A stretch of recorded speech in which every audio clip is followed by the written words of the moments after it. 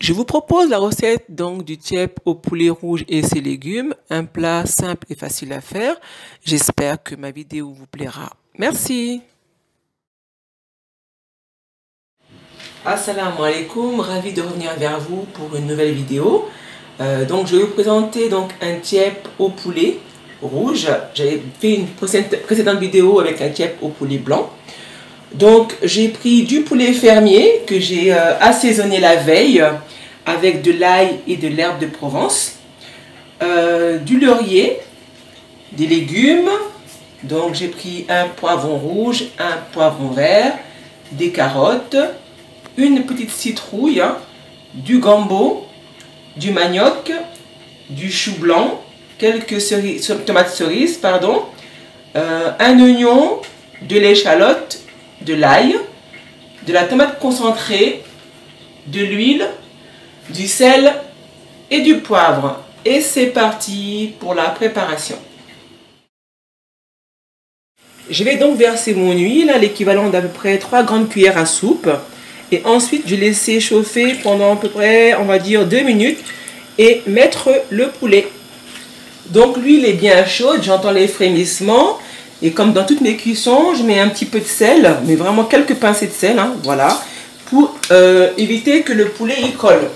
Alors, je vais faire cuire le poulet en 2 temps parce que la marmite n'est pas assez grande.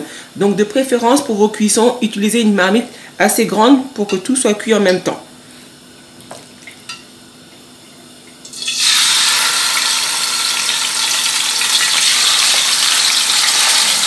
Et on va laisser dorer le poulet.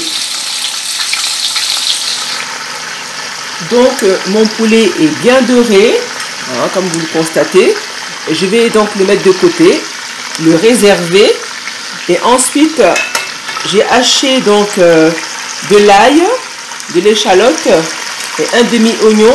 Je vais faire revenir, laisser mijoter un petit peu et rajouter la sauce tomate par la suite.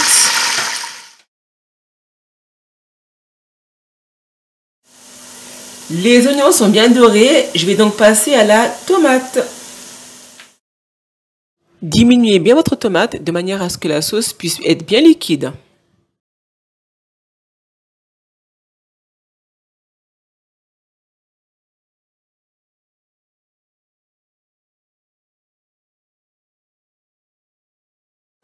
Après avoir donc dilué ma tomate, ma sauce tomate, pardon, je vais laisser donc mijoter environ 5 minutes jusqu'à voir que l'huile remonte vers le dessus et je vais préparer mes légumes.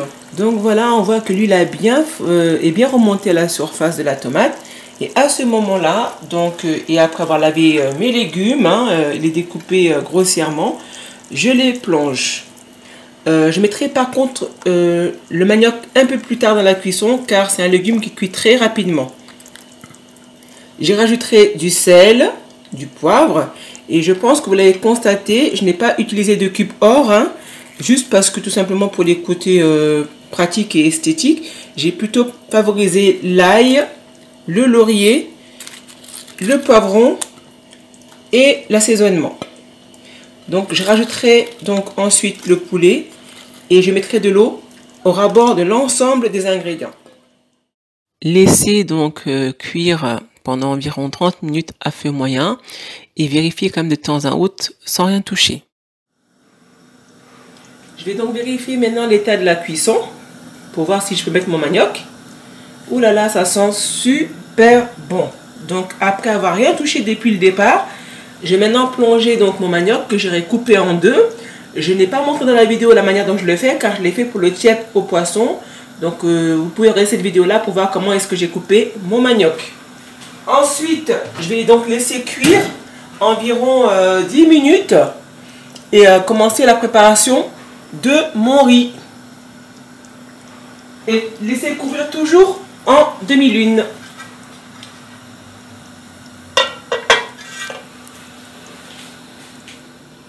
Donc pour ce tiep au poulet, j'ai utilisé du riz cassé 2 fois. J'ai pris l'équivalent de 3 grands bols comme ça. Voilà. Tout dépend de la quantité de personnes que vous avez. Mais vous pouvez utiliser autant de riz que vous voulez. L'essentiel c'est que le bouillon soit à ras-bord du riz. Je vais donc le laver comme dans mes précédentes vidéos et le laisser au micro-ondes pendant 5 minutes pour ensuite la préparation de la cuisson.